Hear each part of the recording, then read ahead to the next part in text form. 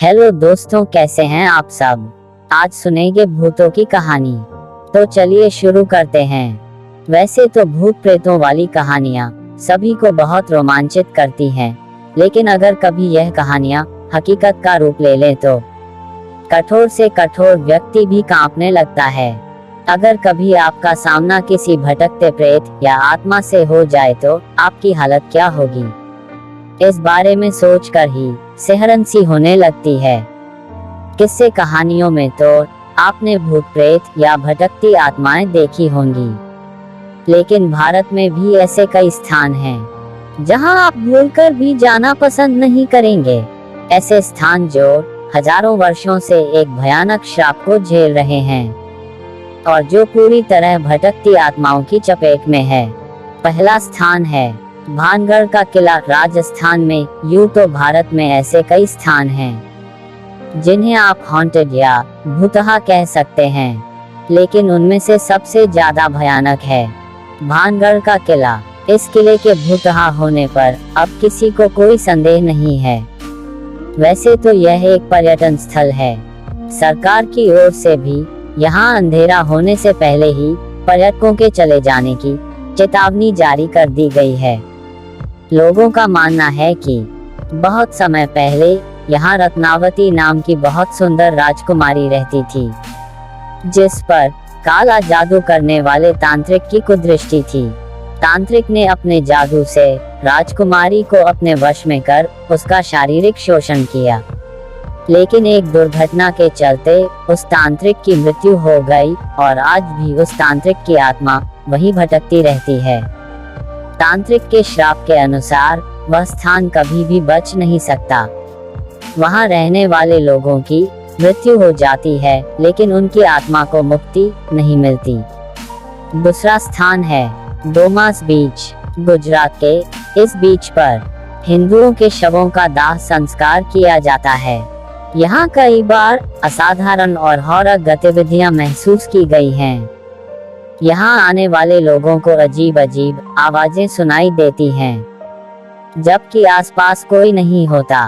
ऐसा माना जाता है कि इस क्षेत्र में हर ओर मरे हुए लोगों की उपस्थिति रहती है। तीसरा स्थान है रामोजी फिल्म सिटी, हैदराबाद। यह स्थान कुख्यात और अमानवीय सैनिकों का कब्रिस्तान है। यहाँ उनकी आत्मा आज भी भटकती है। मृत सैनिक यहाँ आने वाले लोगों को बहुत परेशान करते हैं। कई बार लाइटमैन और कैमरामैन गंभीर रूप से घायल भी हुए हैं। स्थानीय लोग यहाँ आने से घबराते हैं, लेकिन व्यवसाय को हानि ना पहुँचे, इसीलिए आत्माओं की कहानियों को निराधार बताता जाता रहा है। चौथा स्थान है राजकिरण होटल, मुंबई में। लोनावला, मुंबई स्थित राजकिरण होटल में एक कमरा आत्माओं की चपेट में है। जिन लोगों ने वहां रहने की हिम्मत दिखाई है, उनका कहना है कि रात के समय कोई उनकी चादर खींचता है और अजीबोगरीब आवाजें निकालता है। कभी कभार उन्हें घायल करने की कोशिश भी की गई है।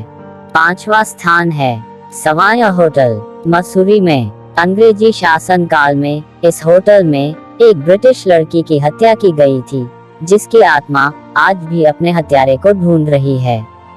इस स्थान को सीरियल किलिंग से भी जोड़कर देखा जाता है, लेकिन अधिकांश लोगों का मानना है कि इन हत्याओं के पीछे उसी लड़की लेडी ओमे का हाथ है। छठा स्थान है शनिवारवाड़ा किला, पुणे में। जब पश्चिम भारतीय प्रांत पर पेशवाओं का अधिकार था, उस समय पेशवाओं के उत्तराधिकारी नारायण नामक बालक की उसके चाची के आदेशानुसार हत्या करवा दी गई थी।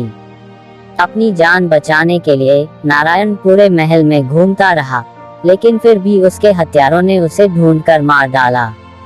वह अपने चाचा को आवाज लगाता रहा, पर कोई उसकी मदद के लिए नहीं आया। स्थानीय लोगों ने आज भी कई बार उसकी कराहने की आवाजें सुनी हैं। चांदनी रात में वह जगह और अधिक भयानक हो जाती है। सातवां स्थान है डॉक्टर हिल्स, पश्चिम बंगाल में। इस घने जंगल में ना जाने कितनी ही हत्याएं हो चुकी हैं। स्थानीय लोगों ने कई बार यहाँ अजीबोगरीब चीजें महसूस की हैं। विक्टोरिया बॉयज स्कूल के छुट्टियों के दिनों में हलचल और लोगों की आत्माओं की उपस्थिति दर्ज की गई है। 8वां स्थान है डिसूजा चाल मुंबई में। माहिम मुंबई में स्थित डिसूजा चांदलर के पास एक कुआं है।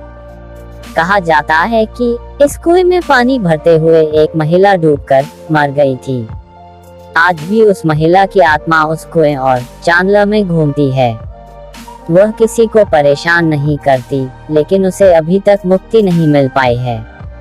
दोस्तों, कहानी कैसी लगी हमें कमेंट में जरूर बताएं।